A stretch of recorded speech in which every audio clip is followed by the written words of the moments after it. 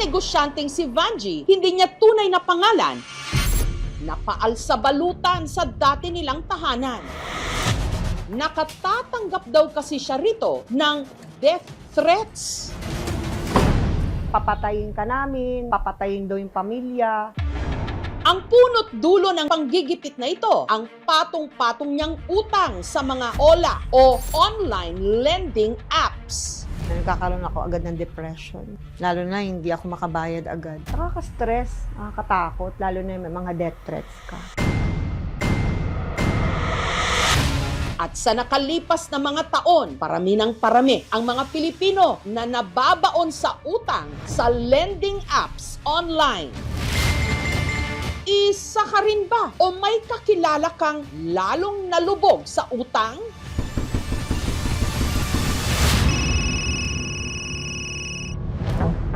Maginhawa raw noon ang buhay ng pamilya ni Vangie. Meron po akong 3 kantin, na may grocery din po ako, at nagki-catering services na po ako noon. Nakakain po yung mga anak ko na maayos, nakapag-aral din po sila. Nagkaroon po kami ng 2 sasakyan. Nagkamotor po kami, gadgets, computer. Spoiled po kami ng dati. Nag-start po ako, nag-struggle noong 2023. Hindi ko po na-manage ng gusto yung mga finances ko. Nagdesisyon si Vangie na mangutang sa lagi raw laman ng kanyang feed na online lending application. Walang masyadong requirement, selfie lang. Tapos release na agad. Nainganyo po kung umutang doon sa ganung mga ads. Binasa niyo po ba yung terms and conditions? Actually, hindi eh. Hindi ko nabasa lahat. Basta click lang ako ng click. Ang nakuha ko po is 30,000. Ang pera agad daw pumasok sa kanyang e-wallet. Pero ang ikinagulat ni Vangie, sa halip na 30,000 pesos, 23,000 lang daw ang kanyang na-receive. Tubo niya is 7,000. Parang advance interest siya. And then service fee. After 10 days, pag di ka makabayad, mag-accumulate ulit siya ng charge na 3%. Si Vangie, nakapagbayad naman daw bago ang kanyang due date, kaya umutang siya ulit. 3 beses ako nakahiram ng 30,000. Yung pangatlong beses na po ako nakahiram, hindi na po ako nakapagbalik sa kanila ng payment. So doon, nagdami ng charge. Nag-accumulate po siya ng charges, ng penalty. Every 10 days, 900 na 900 siya. Para mabayaran ang lumulobo niyang utang, nangutang ulit si Vangie sa ibang online lending apps. Sa katatapal ni Vangie sa kanyang mga utang, hindi niya namalayan na ang kanyang nautangan umabot na sa 20 online lending apps. Yung mga inutang ko, hindi po nagamit pang negosyo, kundi po pambayad lang din dun sa inuutang ko sa ibang OLA. Suma total, ang kanya raw utang sa mga OLA pumalo ng humigit kumulang 300,000 pesos. Nasa 200,000 ang nagamit namin pera doon. Yung the rest, tubo na yun. At mula raw nang hindi niya nabayaran ang mga utang niya sa OLA, nagsimula ang panghaharas ng agents ng mga ito. Ang daming mga chat, mga text, mga emails. Tinatawagan nila ako. Pati raw yung nasa contacts ng cellphone ni Vangie, pinagte-text ng agents tungkol sa kanyang inutang. Violation po yan sa Data Privacy Act. Pagtatawag sa mga kamag-anak, kaopisina, and other friends ng ating mga biktima.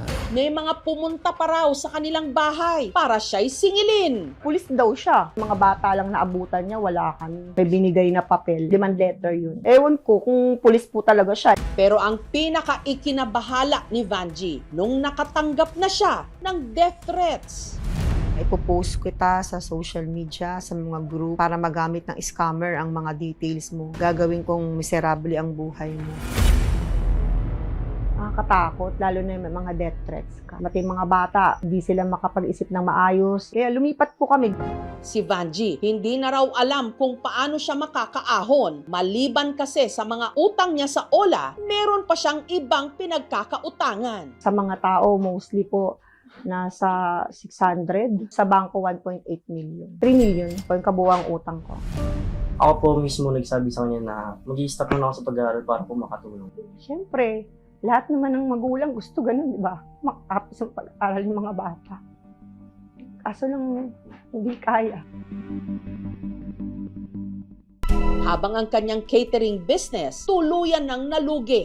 Ito po yung mga gamit namin sa catering noon. Nakatambak na lang siya. Hindi pa namin kami let go kasi may plan pa po kami na bumalik sa pagninegosyo para po makabayad pa sa mga pinagkakautangan namin.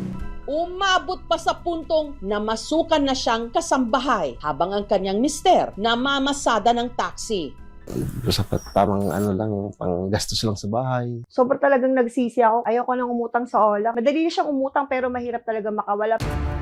Ang dating teacher naman na si Regina, hindi rin niya tunay na pangalan, ibinibenta na ngayon ang kanyang mga naipundar sa loob ng isang dekada niyang pagtuturo dahil din sa nagkapatong-patong niyang mga utang sa OLA. Back then, maayos pa until nag-resign ako sa trabaho. Tuloy-tuloy lang yung mga bills, wala pang work. Nahiya din ako magsabi sa family. Dahil nagipit, si Regina sa OLA kumapit. Nung nanonood ako minsan ng YouTube, nakakita ko ng isang OLA na I thought okay kasi maganda naman yung review sa kanya. Maganda din yung ina-advertise na payment scheme. Ang kanya raw inutang, 8,000 pesos. Ang interest ay maabot ng 40%. So mga 12,000 pataas yung babayaran. Nabayaran naman daw niya, kaya nag-loan ulit. Umabot ng 25,000. Yung nagiging tubo niya o yung kailangan mo ibalik sa kanya is 33,025 pesos. Pero ang ikinagulat na lang ni Regina, hindi pa raw niya due date. Sinisingil na siya. Kahit na maayos akong magbayad, the day before or 2 days before, tumatawag na. Ngunit dahil patong-patong na ang kanyang mga bayarin para mabayaran ang kanyang due date, nangutang siya ulit. Doon na nagsimula yung tapal system or patchwork. I had to gather enough na funds from different OLAs para maibayad ko doon sa initial na OLA na kailangan kong bayaran. And then it went on like that, like a cycle. Kung kukumpitin ko yung 34 OLAs na yun, 400 plus thousand. Sinubukan naman daw niyang bayaran ang kanyang mga utang. Pero hirap daw siyang maayos ito lahat dahil sa nakalulula nitong mga interes. Nakalagay dyan is 28,250. Pero, ang interest nila na ini-impose, look, amount that should be paid is 36,386. And ngayon, 54,000 na siya. 40 days. 40 days na hindi nabayaran. Ang actual na amount lang na na-receive ko doon, sa binayad ko na 400 plus thousand, ay nasa kalahati lang. 200,000, around that much lang. And all the rest were service fees and interest. Hanggang nangyari na ang kanyang ikinatatakot. Hinaras na siya ng OLA agents. Ayan, sabi dito, talaga ka, ipopost ko mukha mong kang matabang galisin. Dapat ang mga kagaya mong utangera at di marunong magbayad ng utang, pinapatay pati pamilya mo. Idadamay ko, sabay-sabay kayong ibabaon sa hukay na magkakasama. Kung gagawin ko lang yung pinlano ko na mawala na lang. Baka wala rin puntahan itong nangyari sa akin to. I mean, gusto ko rin ma-warn yung ibang tao not to fall victim to these online lending companies. Para may ipambayad sa kanyang utang, ibinibenta na ngayon ni Regina ang kanyang mga naipundar. Kaya ako binenta yung sasakyan ko para din masettle yung natitira pa na medyo malaking halaga pa rin na nasa almost 200 plus thousand pa rin. Ang problemang kinakaharap ni na Regina at Vanji, matagal nang ipinaglalaban ng grupong United OLA Victims Movement. Aabot siguro more or less 50,000 per day po. Ang nangungutang po sa OLA. Nabibiktima po sila ng false advertisement eh. Ang offer po kasi ng OLA, long term of payment, zero interest, tapos mabilis ang release ng pera. Pero not knowing, once na nag-agree ka, kabaliktaran na yung ina-offer. Legal mag-operate ang OLA or OLP sa Pilipinas, ay check lagi with SEC. Andyan po lahat ng information, nasa website, nasa Facebook ng SEC. Ang SEC ay naglalabas ng listahan ng mga recorded OLP sa aming website. Naka-record kami ng 268 na mga unrecorded OLPs. Nitong Biyernes lang, naglabas ang CICC o ang Cybercrime Investigation and Coordinating Center ng listahan ng unregistered online lending apps na pinakamadalas ireklamo sa kanila. So, yung iba naman, they are registered outside of the country. Binablock natin within the Philippine jurisdiction para hindi sila makapag-do business here in the Philippines. So, ating mga kababayan naman, maaari silang magsumbong at tumawag sa ating hotline, ang hotline 1326 na CICC. We've also opened up our social media pages.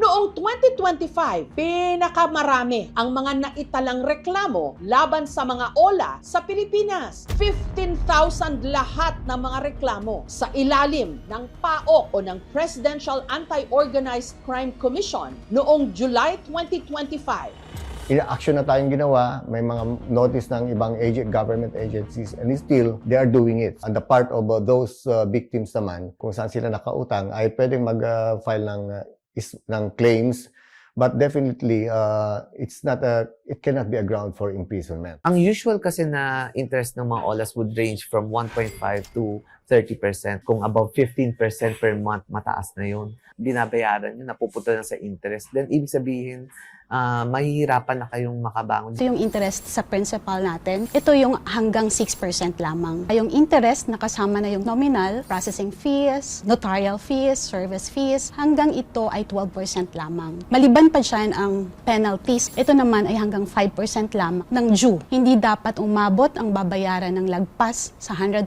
ng amount na na-loan. Pero kung talagang kailangang mangutang, ano ba ang maipapayo ng mga eksperto? Is it luho or kailangan talaga need? Kung marami ng mga pinag-uutangan na OLAs, best is unahin nyo ang mga malalaking interest rates. Make sure na nababayaran sila, hindi through another utang. Sana sa pag-utang po natin, maging wise po tayo, maging matalino po tayo na tingnan po natin yung terms and conditions. Wala akong gustong takbuhan. Siguro kung meron kayong hiraman, siguraduhin nyo lang na legitimate. Sa online lending apps, isang selfie lang ang kailangan. Pero kapag hindi ka naman nakabayad, buong pagkatao mo na ang pwedeng ilantad. Sa panahon ng mabilisang pautang, ang interes hindi lang sa pera kinukuha, minsan sa pananakot sa iyong pangalan at dignidad. Sa mundong mabilis magpautang, kapag hindi mo naman nabayaran, mas mabilis ka ring malulubog.